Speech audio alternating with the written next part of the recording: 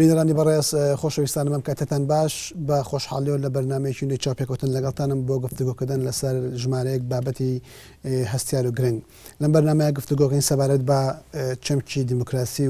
و چەمکی ئەلمانیەت. ئایا دیموکراسی و ئەلمانیا دۆک و دوو چەمەک هەڵقوڵاوی واقعی خۆرئاوایی و کەلتوری کۆمەلگای خۆرئاواییە و تایبەتە بە ژیانی خۆرئاوایی یان بە پێچەوانەوە ئەم دوو چەمکە دوو چەمکی گردونیە و ئەگەری جێبەجێکردنی هەیە لە واقعی جیاواز و ژینگە و بیئەی کۆمەڵایەتی جیاوازدا. ئایا لە هەرێمی کوردستانی عێراقدا کۆمەڵگا بەرەو دیموکراسی هەنگاو ئەنێ و بەرەو جێگیرکردنی پرەنسیپەکانی کۆمەلگای مەدەنی لەڕاو ئاسۆکانی دیارە یان بە پێچەوانەوە هەنگاو بۆ دواوە ئەنرێ و ئەگەری سەرهەڵدانی جۆرێک لە توتالیتاریزم و جۆرێک لە سەرکوتگەرایی لە ژیانی سیاسی و کۆمەڵایەتی لە هەرێمی کوردستاندا بوونی هەیە. بە گفتوگۆکردن لەسەر ئەم بابەتە و ژمارەیەک پرسی دیکەی پەیوەست بەم بابەتەوە میوانداری بەڕێز وشار عومەر عەلی خوێندکاری دکتۆرا لە بواری زانستی سیاسیەکانمان کردووە بەخێرهاتن دەکەم کاک وشار. کاک وشار لە دنیای ئێمە لە ساڵانێکی پێشتر و تا ئێستاش و لە بەشێکی دنیای ڕۆژهەڵاتیشا گفتوگۆیەکی بەربڵاو سەبارەت بە ژمارەیەک لە چەمکەکانی مۆدێرنا بە تایبەت چەمکی دیموکراسی و چەمکی ئەلمانیەت لە ئارایە هەیە. من دەمەوێت پرسیارەکە لەوەوە دەست پێ بکەم. هەندێک تێز هەیە پێی وایە ئەم چەمکە هەڵقوڵاوی ژینگەی خۆرئاواییە وەڵامدانەوەی بە پێداویستەکانی دنیای خۆرئاوا و کەلتوری خۆرئاوا و ئەم دوو چەمکە لەگەڵ هەلومەرجی کۆمەڵایەتی دنیای ڕۆژهەڵات و جیهانی ئیسلامی بە شێوەیەکی گشتی تر ناگونجە لە بەرەوەی پێویستیان پێینەوە دۆخی کۆمەڵایەتی و کولتوری و سیاسەکەی جیاوازە. یان هەندێک بۆچوونی تر هەیە دەیانەوێت بڵێن ئێمە بەپێی هەلومەرجی کۆمەڵایەتی سیاسی واقعەکەی خۆمان تە بنای دیموکراسی و ئەلمانیەت دەکەین. ئایا تۆ چۆن ئەڕۆنیت ئەم گفتوگۆیانە پێت وایە ئەوە تەنها وەڵامدانەوە بێت بە کولتور و واقعی کۆمەلگای خۆرئاوایی یان پێویستیەکی گەشەکردنی کۆمەلگا جیهانیەکانە؟ بەڵێ دیارە بێگومان پێداویستی مرۆڤەکان لە هەر شوێ بن هەنەتەوەیەک بن هەر ئاینێکیان هەبێت پێداویستەکان دوجارێک پێداویستی ئەو پێداویستیان پێداویستی ژیانە ژیانێک لە بەئاسایش ژیانێک لە ئازاریدا پێداویستی سەربەستیە پێداویستی پاراستنی ژیان و ماڵی مرۆڤەکانانی تۆ لە هەر شوێوی هەر نەتەوەیەک بێت ئەو پێداویستیانە پێداویستی بنەڕەتین دیارە چەند پێداویستی تر هەن بەپێی نەتەوەکانە گۆڕێن. بێگومان دیموکراسی تاکو و ناوەڕاستی سەدەی هەشتش بە شتێکی خراپە بینرا ئەتاک ئەو کاتی لە بەریتانیا شێوەک لە شێوەکان و بە هێواشی جێگیر بوو بەڵام چەمکی ئەلمانێتی خود سێکیولاریزم ئەگەڕێتەوە پێشتر ئەگەڕێتەوە کاتی سەدەی 16 کە دروستبوونی ریفۆرم بوو لە ئەوروپا کە بزوتنەوەیەک بۆی ریفۆرم بکە لە ئاینە چکە پیاوانی ئاینی هەموو شتێکیان کۆنتترۆل کرد بووە پێشم خۆشە بەڕاستی ئەم چەمکە ڕوون بکەینەوە چکە لە کوردستانە زۆجا دەڵی کەسێک ئەلمانیا وەکو کەسێکی بێدین یاخود لە دەرەوەی دینە بینرێکە دش بە دینە بۆ نمونە خۆی پرەنسیپێک هەیە کە پێناسی ئەم چەمکە ئاکا پرەنسیپەکەش ئەوەیە دین و دەوڵەت یاخود وەکو ئەوی لە ئەوروپا ڕوویدا کڵێسا و دەوڵەت لێک جیا بکرێنەوە ئەوش بە چ مانایەک دێ بۆ مانایەدی هەر کەسێک لە بواری خۆیان لە پسپۆری خۆیان ئیشکا چکە لە ئەوروپا پیاوانی ئاینی ڕۆڵێکی زۆر خراپیان بینی لە کۆمەڵگەدا و کۆمەڵگەیان بەرەو کارەسار جار دوای جار هۆی ئەمەش ئەوەیە کە لە سیاسەتدا بەڕاستی شارەزان نەبوون و بەهرەمەند نەبوون. بۆ نمونە گەر نمونەیەک بهێنینەوە پسپۆری من ئێستا سیاسەت ئەگەر بێت و من کەسێک بهێنرێ بڵێن من نەشتەرگەری بۆ بکە ئەگەر ئەوەی کە لە وەردەسی منە بمرێت ئەگەرێکی زۆر ئەگەری 100% بۆ چکە لی نازانم کە کەسێکیش لە سیاسەت نازانێ بۆ نمونە دەست خاتە سیاسەتەوە بەو شەوەی لەیەکە سیاسەتەکە ئەکوژێ وڵاتەکە میلەتەکە سیستەمەکە بەرەو کارەسار دەبە. ئەوەی کە بەردەوامەک و مەخالەکی گرنگ دەوتێتەوە لەسەر مەسەلەی دیموکراسی ئەوەیە کە هەندێک لە سیستەمە سیاسیەکانی دنیا بانگەشی ئەوەکەن دیموکراسی تەبەنی ئەەکەن بە شێوازی تایبەت بخواان بۆ نمونە ئیکوتی سۆڤێت و وڵا هەندێک لە وڵاتی ئیشتراکیەکان باسن لە بۆنی جۆرێک لە دیموکراسی یەکرد لەناو سیستەمی سۆسیالیستیە یان هەندێک وڵاتی ئیسلامی باس لە ئیسلام و دیموکراسیکی ئیسلامی زەکراوەکە و هەندێک وڵاتی دیکە کە باستە ئەلمانیا دەکرێت باستەواکرێ لەبەرەوەی لە دنیای خۆرئاوایە شەڕێکی ڕاستەقینە لە بینی دین و زانستە هەبووە لە بینی دین و گەشەکردنی کۆمەڵایەتیە هەبووە لە بینی دین و زانستە دین و ئازادی ئینسانە هەبوو بەڵام لەم کۆمەلگانە ئێمەیە ئەم شەڕە بەدی ناکرێەوە ئەم شەڕە لە بینی ئیسلام و زانست ئیسلام و ئازادی ئیسلام و ئیرادی ئینسانە ڕووی نەداوە لەبەرەوە پێویستمان بە ئەلمانیەت و پێویستمان بە دیموکراسی بە تایپە خۆرئاوایەکەی نییە. خۆی دیموکراسی سیستەمێکی سیاسیە لەسەر کۆمەڵێک پرەنسیپ وەستاوە تو ناتوانیت بە ئارەزووی خۆت دای بتاشی و ئەو وێنەیە کە ئەتەوێت بۆ نەبییتی و ڕەنگیکەی لە بنەمادا دیموکراسی پیاناسێکی زۆر سادەی ئەوەیە کە حکمی خەڵکە یاخود ئەو پێناسەیە کە ئەبراهام لینکۆن سەرۆکی 16هەمی ئەمریکای کات کە دیموکراسی حکمی خەڵکە لە خەڵکە بۆ خەڵکە واتە بڕیاردەرەکان خەڵکن بەمانایەکی دەسەڵات لای خەڵکە تەرازوی دەسەڵات بەلای خەڵکدا سەنگینترە لە لای ئەو کەسانی کە نخبەی سیاسین و حکومەکان تۆ ناتوانانی بیگۆڕی یانی یەکێتی سۆڤێت گومانیتیانە سیستەمێکی تۆتالیتاری بوو کە ینی چەندین میلیۆن کەس لە سای ئەو سیستەمەدا کوژران بۆ نمونە لەبەرەوە ئەوان هاتبوو نابوون دیموکراسی گەل یاخود دیموکراسی خەڵک ئەوە تەنها دروشمێکی سیاسی بوو بۆ شاردنەوەی حقیقەتەکە بوو بەڵام دوجار بینیمان کە یەکێتی سۆڤێت چۆن هەڵۆشایەوە چونکە مرۆڤەکان ماف و ژیان و ئازادیان بەڕاستی پارێزراو نەبوو سربەستی مەدەنی و سیاسیان نەبوو فەزای گشتی بوونی نەبوو کۆمەڵگەی مەدەنی بوونی نەبوو هاوڵاتیان تەنها وەکو ڕۆبۆت وابوون ئەبوو دەوڵەت چی بیستە ئەوان ئەویان بکردایەن تۆ نەتوانی لە دەرەوەی ئەو سیستەمەی کە دەوڵەت بۆ تۆدا نابوو تۆ بیرکەیتەوە ئەگەر نووسەر بیت ئەبێ بەپێ ئایدۆلۆژیای بنووسیت ئەگەر بێژەربی ئەبێ لەو ئایدۆلۆژیای ئیشکەی ئەگەر مامۆستابی ئەبێ لەو ئایدۆلۆژیای ئیشکەی کاکوشار پرسیارەکە منەمەیە ئەلمانیەت چەمکێکی گەردوونیە بۆ هەموو کۆمەلگا جیهانیەکان یان چەمکێکە لەبەرەوەی لە کۆمەلگای خۆر ئاواییەوە سەری هەڵاوە تایبەتە بەڕۆتی کەشەکردنی کۆمەلگای خۆراوایی و کۆمەلگەکانی دیکە پێویستیان پێی نییە بێگومان چەمکی گەردوونیە و کە ئەشڵین ئەلمانیان تۆکوتم بەمانای ئەوە نایەتەوە دژی دینی بەمانای ئەوە نایە دین بسڕیتەوە ینی بۆ نمونە ئەمریکا یەکێکە لە ئەلمانیترین وڵاتانی ژیان بەڵام ئاین ڕۆڵێکی سەرشی هەیە لە ژیانی خەڵکە لە سیاسەتدا بەڵام پیاوانی ئاینی ناچنە کۆنگرس ناچنە ئەنجومەنی پیران یاسا دەربکات پیاوانی ئاینی نابن بە سەرۆشی ئەمریکا نابن بە وەزیر بڕیاردەر نین و ئەلمانیەت پرینسیپێکی گەردوونیە کە پێم وایە بەبێ ئەوە تۆ ناتوانانی باسی دیموکراسی بکەیت چونکە کە دێتە سەر ئاین تۆ ئەتوانیت بەایەتێک یاخود بە سوورەتێک تۆ فتوای گوشتنی لایەک لە میلەتەکە بی بۆ نمونە بەڵام لە سیستەمێکی ئەلمانیە تۆ بۆ نمونە لە ئەمریکا تۆ دادگات هەیە دادگاش حاکم بڕیار نادا دادوەر بڕیار نادا بەڵکو دەستەیەکت هەیە کە بێوترێت هەیە المنصفە لەو دەستەیە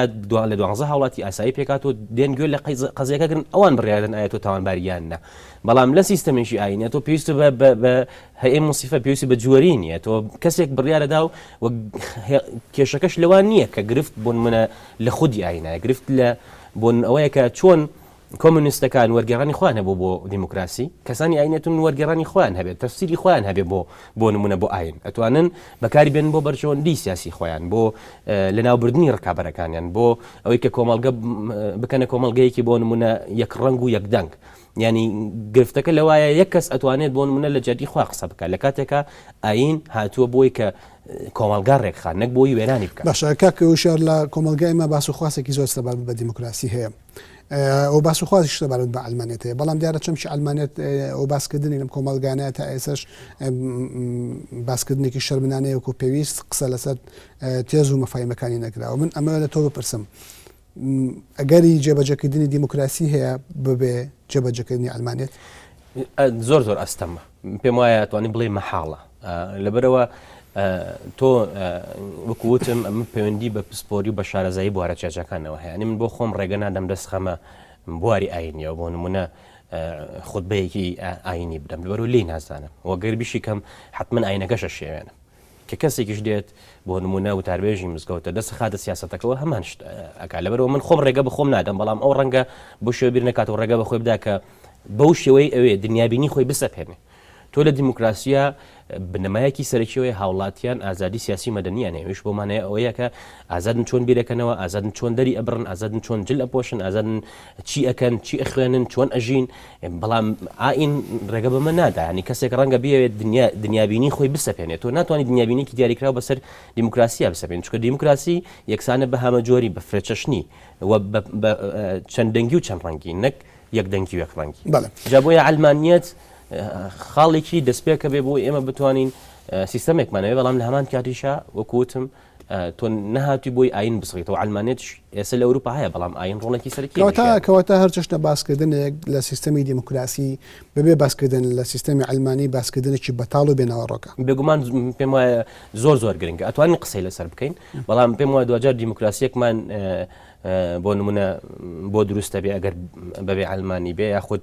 بەبێ پرینسیپەکانی ئەلمانی بێ سیستەمێکی سیاسیمان بۆ دروستە بێ یاخود دیموکراسیێک ماوە دروستە بێت تەنها دیموکراسی ئەنی شکلی ئەبێت لە ناوەڕۆکدا ڕەنگ ناداتەوە تەنها بەندە بێ بە هەڵبژاردنەوە کە دیارە هەڵبژاردن تەنها بنەمای دیموکراسی نییە بەڵکو حکمی یاسات هەیە بەڵکو فەزای گشتیت هەیە بەڵکو کۆمەڵگەی مەدەنیت هەیە ئەمانە کۆمەڵێک پرەنسیپی میدیای ئازادت هەیە ئەمانەش بەڕاستی لە کۆمەڵگەیەکی ئاینیدا تۆزی ئەستەمەچ بەڵێ کاک وشار ئەمڕۆ هەندێک لە تۆژەران پێیان وایە کە کۆمەلگای کوردی کۆمەلگایەکە لە سەرڕێی بیناکردنایە و بیناکردن ئەشێت لە هەنگاونا نابێ بەرەو دیموکراسی و بەرەو جێگیرکردنی پرەنسیپەکانی مۆدرنە و بەهاکانی کۆمەلگای مەدەنی و بە پێچەوانەشەوە ئەشێت لە هەنگاونا نابێت بۆ بە ئاڕاستەی دواوە چکە گۆڕان تەنها بۆ پێشەوە گۆڕان بۆ داوەش هەیە پرسیارەکەی من ئەمەیە تۆ چۆن لەم ڕۆژە ئەبینی ئایا هەرێمی کوردستانی عێراق ئاسۆکانی جێگیرکردنی دیموکراسی لەم پرۆسی بیناکردنە بەدیەکرێ یان بە پێشەوانەوە بێگومان بۆ تێگەیشتن وەڵامدانی و پرسیارە ئێمە ئەبێ بگەڕێنەوە بۆ مێژووی وڵاتانەی کە بەرەو دیموکراسی چوون خۆی لە بنەڕەتدا چوار ڕێگای سەرشی هەیە بۆی وڵاتێک بە دیموکراسی بێت ڕێگایەکیانەوەیە کە ڕێگایەکی هێواشە بەڵام دیموکراسی تێدا بەهێزە بێ و دیموکراسی هێندە بەهێزە کە گەڕانەوەی بە دواوە ئەستەمەوێت بەریتانیاش نمونەیەکی زۆر باشەوەی لە بەریتانیا سیستەمی پاشایەتی بوو قۆناغ بە دیموکراسی بوو ئەمڕۆ دیموکراسیکی پەرلەمانیە سیستەمێکی زۆر ڕێکوپێکەوە ئەگەری ئەوەی کە دیموکراسی لە وڵاتە نەمێنێت ئەتوانێت بڵێ سفرە ڕێگای دووەم ئەوەیە کە دیموکراسی سەرڵدا بەڵام خێرا ئەڕوخێتەوە خود هەرس ئەهێنێت و ئەمە دووبارە ئەبێتەوە بەردەوامی بۆ نە ئەرجنتین نمونەیەکی باشە لەو ڕۆوە ئەرجنتین چەندین جار سیستەمێکی دیموکراسی دروست بەڵام دوجار لە ڕێگەی کودەتاوە هەڵوەشاوەتەوە ڕێگەی سێهەم ئەوەیە کە ئەو وڵاتی کە بەرەو دیموکراسی ئەڕوات باڵێن دادپەروەری تێدایە بە شێکلی شێوەکان هاوڵاتیان ژیانیان باشە لەبەرەوە ڕازین لە ژیانی خۆیان وە بۆ نمونە ڕاپەڕین یاخود شۆڕش یاخود خۆپشاندان نیە و سینگاپۆرش نمونەیەکی باشی ئەوەیە قۆناغ بە قۆناغ بۆ دیموکراسی بۆ لەبەرەوە هاوڵاتیان نانویست و بۆ وەزاحکەتێک بدەن بەڵام دوجار ڕێگەیەکی کە هەیە کە دەسەڵات هێندە نایەکسانی بەهێزە دەسەڵات ئامادەی هەموو ئامرازێک بەکاربێنێ بۆ چەسانەوەی داواکاری خەڵکان و ئەفریقای باشووریش نمونێکی زۆر باشی ئەوەی کە ڕژێمێکی پاتاکی ڕێگەسپەرستی کوردستان من پرسیارەکەم ئێستا دێمە سەر ئەوەش ئەم لە ئەفریقای باشوور ڕژێمێکی ڕێگەسپەرستی ئاپارتایت هەبوو کە ڕەشپێستەکان هیچ مافێکیان نەبوو و هەموو ئەمرازەکان بکارێنە بۆ چەسانەوە دوجار بە شێک لە شێگان لە ڕێگەی فشارێکی زۆرەوە دیموکراسی دروست بوو لە کوردستاندا ئێمە هیچ کام لەم ڕێگایانەمان بۆ نمونە نەبڕیوە هۆکەشی ئەوەیە دیار ئێمە بێ ئەوە لە بەرچاوبنی کوردستان لە ڕۆژەڵاتی ناوەڕاستە لە جیهانی ئیسلامی و دیموکراسی لێرە بەڕاستی نائامادەیە ینی وڵات لە هەموو وڵات عادەتەکانە وڵاتێکی نیمچە دیموکراسیش بوونی نییە جابۆیە دیموکراسی کاتێک دروستە بێت کە یەکەم فشارێکی زۆر هەبێت لەلایەن هاوڵاتیانەوە کۆمەڵگەی مەدەنیەوە و دووهەمیش مەترسی ئەوەی کە چەسانەوە بۆ نمونە ڕوو بدات بۆ نخبەی سیاسی ئەوەندە بەهێز بێ کە ببێتە هۆی مەترسی لەسەر ژیانیان بۆ نمونە خۆپشانانەکانی کوردستان و حەفدە شوات کە کرا فشارێکی هەندە بەهێز نەبوو سەر تاسەری کوردستان کە دەسەڵات نەوێرە بیچەوسێنێتەوە ئەو بەچەوسانەوە بە داپلۆسین کۆتایی هات چونکە نرخی ئەوە کەمترە لەوەی کە ڕێگە بدەن داواکاری هەڵاتیان جێبەجێ بکەن بەڵام کاک وشار ئێمە بۆ سەرەتاکان و دەرکەوتەکانی دیموکراسیمان لە کوردستانان نییە لە کاتێکە ئێمە بەلایەنی کەمەوە یەکێک لە پرەنسیپە هەرە دیارەکانی دیموکراسی بریتە لە هەڵبژاردن لە کوردستانە هەڵبژاردن نەکرێەوە بە هەموو هێز ئۆپۆزیسیۆنەکانش ئەنجامی هەڵبژاردنەکان قوبوڵ کردووە ینی دانە ناو بە شەرعێتی و شەرعێت و ڕەوایی هەڵبژاردنەکانە ئێمە لە کوردستانە ژمارەیەک میدیای ئازادمان هەیە کە ئەم میدیایانە چاودێریکەر و ڕخنەگرن بەسەر دەسەڵاتەوە ئێمە لە کوردستانە کۆمەڵێک دەرکەوتەی جیاوازی دیموکراسیمان هەیە ڕێکخراوی مەدەنیمان هەیە سەر بەخۆی ڕاستە حیزب دەستی خستۆتە بەشێک لە ڕێکخراوەکانی کۆمەلگای مەدەنی و بەڵام نتیجەش ڕێکخراومان هەیە کە سەر بەخۆیەوە چاودێری ڕۆژی سیاسی ڕۆژی ئازادی ڕۆژی مافەکانی مرۆڤەکە لە هەرێمی کوردستانە ئەمانە بۆ دەرکەوتەی گرنگی دیموکراسی نین و ئەو ئاماژەیەمان نانێکە ئەگەری ئەوە هەیە کۆمەلگای ئەمە بەرەو دیموکراسی هەنگاو بنێ وەڵێ دیارە تا کۆتایهاتنی جەنگی ساردیش پرەنسیپی سەرەکی دیموکراسی هەڵبژاردن و پێشبڕکێ بوو لەسەر پۆستەکان بەڵام دوجار بەتابەت کە بڵۆکی سۆڤێت ڕووخاوە چەندین لە وڵاتانە بە ئاراستی دیموکراسی چوون و هەندێکیان سەرکەوتوو بوون دەرکەوت کە بەبێ حکمی یاسا کە حکمی یاسا گرنگترین توخمی دیموکراسیە لە ئێستادا کە دێت تۆ سیستەمێکی دیموکراسی هەڵەسەنگیانی چونکە کە یاسا حکوم نەکا کە یاسا سەروەر نەبێت هەڵبژاردننی بۆ نەپاک و بەگەرد نابێ ئەوەی کە لە کوردستان ڕوویداوە ڕاستە هەڵبژاردن هەبوو بەڵێ ئۆپۆزیسیۆنیش قبوڵی کردووە ڕەنگە بە ناچاری بەڵام تەزویری تیاکراوە بەڵام هەڕەشە هەبووە بەڵام بۆ نەخەڵک سزای سیاسی دراوە لەسەرەوەی کە دەنگی بۆ نە بە پارتێکی سیاسی دیاریکراوداوە ڕاستە فەزایەک هەیە بۆ میدیای ئیشکا و پێوترێ میدیای سەربەخۆ بەڵام ڕۆژنامەنووست هەیە تیرۆر کراوە ڕۆژنامەنووست هەیە زیندانی کراوە ڕۆژنامەنووست هەیە غەرامە کراوە ڕۆژنامەنووست هەیە ئێستا لە زیندایە بۆ نمونە یعنی ئەوەی کە هەیە شتێکی کاتیە و دیموکراسی لای ئێمە گوتارێکی سیاسیە وەلای سیاسەکانی کوردستان بۆی لە ئەوروپا و لە ئەمریکا پشتیوانی بەرزبێنن ینی پرەنسیپێک نەبووە بۆی کە بۆ کۆمەلگە بەرەو دیموکراسی بووە کە کۆمەلگە بەرەو دیموکراسی چوو دەسەڵاتی ئەوان کەمە بێتەوە کە ریفۆرم و چاکسازی ڕیشەیی دروست بێ دەسەڵاتی ئەوان کەمە بێتەوە ئەوەش بۆوان وەکو خۆکوشتن نایە لەبەرەوە تەنها وەکو وایە تەنها بەڕاستی ڕەنکردنێکە و بەکارهێنانێتی وەکو گوتارێکی سیاسی وەکو پرەنسیپ بوونی نییە لێرە و حکمی یاسا ئەکرێ بۆن من لە سیستەمێکی پاشایەتیە هەبێ بۆ لە ئوردون ڕەنگە جۆرێک لە حکمی یاسا هەرچەم سیستەمێکی پاشایەتیە بەڵام دیموکراسی بەبێ حکمی یاسا هەرگیز کاک وشار هیچ کاتێک هیچ چاودێرێکی سیاسی هیچ توێژەرێک هیچ تەنانەت سەرکردەیەکی ناو دەسەڵاتیش مۆدێلی هەرێمی کوردستان دیموکراسی هەرێمی کوردستانی بە مۆدێلێکی کامەڵ و گەشەکردو ناو نەبردووە و من پرسیارەکەشم ئەوە نەبوو کە ئایا مۆدێلێکی دیموکراسی هاوشێوەی بەریتانیایە هاوشێوەی یەکێک لە وڵاتە دیموکراتەکانی دنیا لە کوردستان هەیە یانە بەقەدەوری پرسیارەکەم ئەوە بوو ئایا ئەمانە دەرکەوتەی گەڕێکی دیموکراسی نین یانە ئایا ئەمانە ئاماژەنین بۆ وجودی دیموکراسی کە لەم هەرێمەیە هەبێ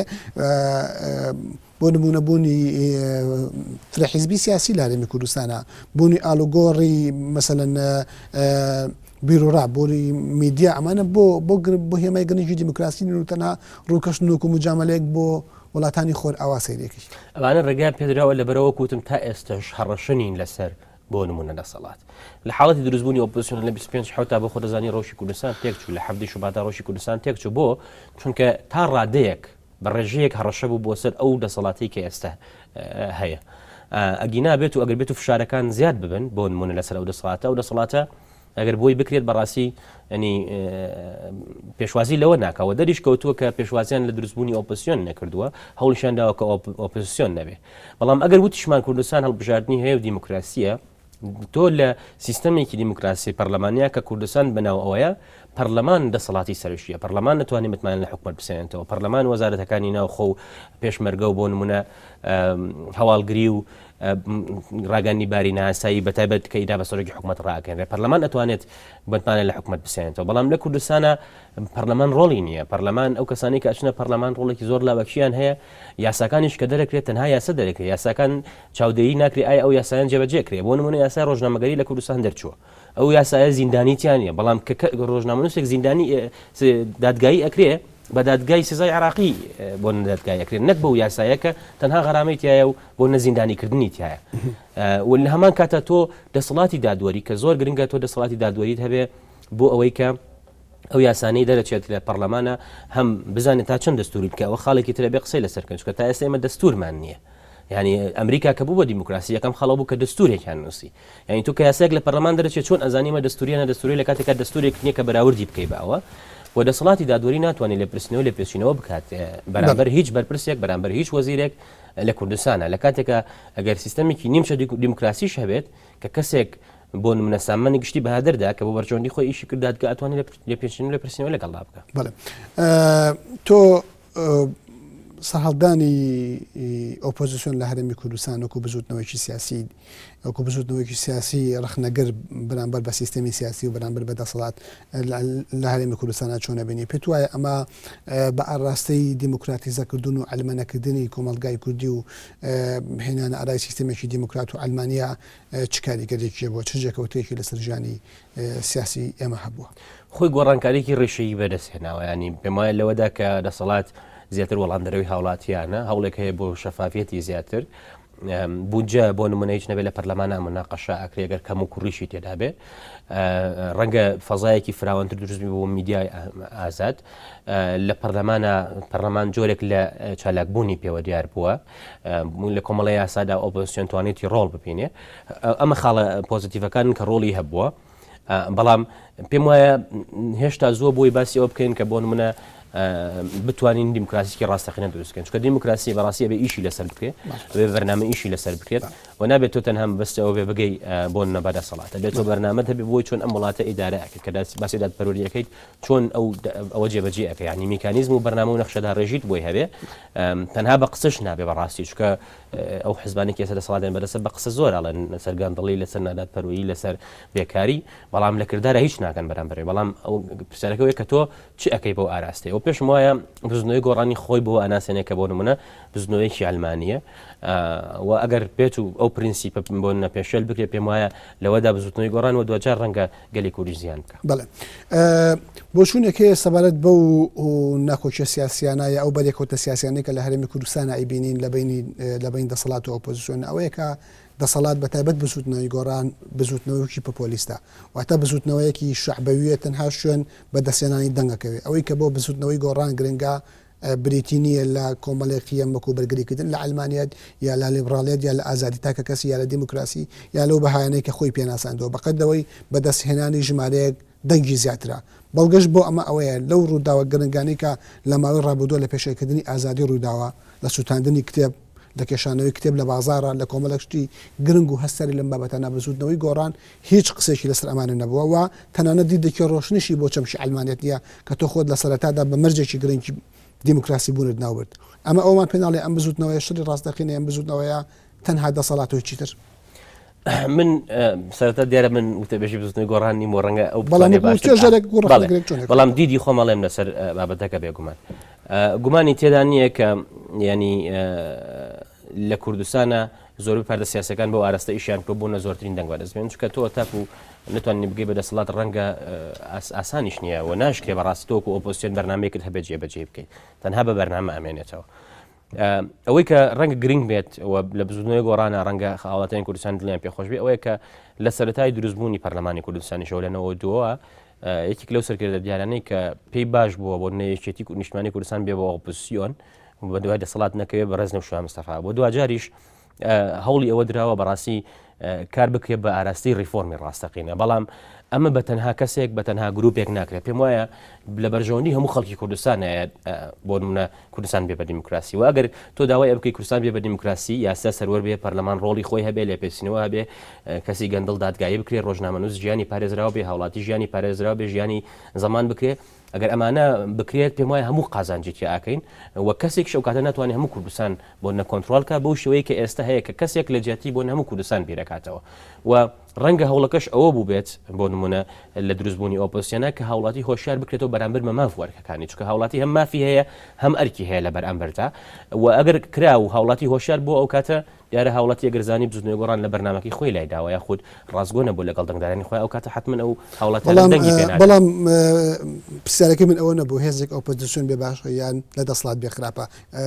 بە هەردووکی بۆ هێزێکی سیاسی ڕاستە و هەردووکی بۆ هێزێکی سیاسی گونجاوە هێزی سیاسی ئەگەری ئەوەی هەیە لە ئۆپۆزیسیۆن نابێ و ئەگەری ئەوەی هەیە لە دەسەڵات بێ و ئەگەر بە شێوەیەکی باش ممارەسەی کاری سیاست بکە هەموو ئۆپۆزیسیۆن بوونی باشە هەم لە دەسەڵات بوونی باشە بەڵام پرسیارەکەی من کاریگەری ئەم هێزە سیاسیە بوو کە پێوەتی ئۆپۆزیسیۆن لە هەرێمی کوردستان لەسەر بەهاکانی دیموکراتیزەکردن و لەسەر بەهاکانی ئەلمانیەت لە کوردستانە وەکو ئێمە پێشتر لە سەرتای چاوپێکەوتنەکەمانەوە بە محوەری سەرکی گفتوگۆکەی ئێمە پێکەێنێ تۆ باس لەواکەی کە دەسەڵات لە هەرێمی کوردستان نموزیجێکی خراپی دیموکراتیزەکردنی نیشانداوە ئەوانەی کە لە ئەو بیناکردنی لە هەرێمی کوردستانی هەیە ئەگەری زۆری تیا لە سای دەسەڵاتە بەرەو دوایەوە بگرێتەوە پرسیارەکە ئەمەیە ئۆپۆزیسیۆنی شوکو هێزێکی سیاسی ئەم کۆمەلگایە کە ڕنگدانەوەی ئەم کولتور ئەم واقعەیە چی تازەی لە ژیانی دیموکراسی و لە ژیانی ئەلمانیا پێشکەش کردووە بەس بەر لەوەی وەڵامی ئەم پرسیارە بێتەوە ناوبرێکمانەیە ئازیزانم خۆشەویستانم پرۆگرامەکەمان بەرداوامە بەڵام دوای ئەم ناوبڕە بینەری پرۆگرامەکەمان بن.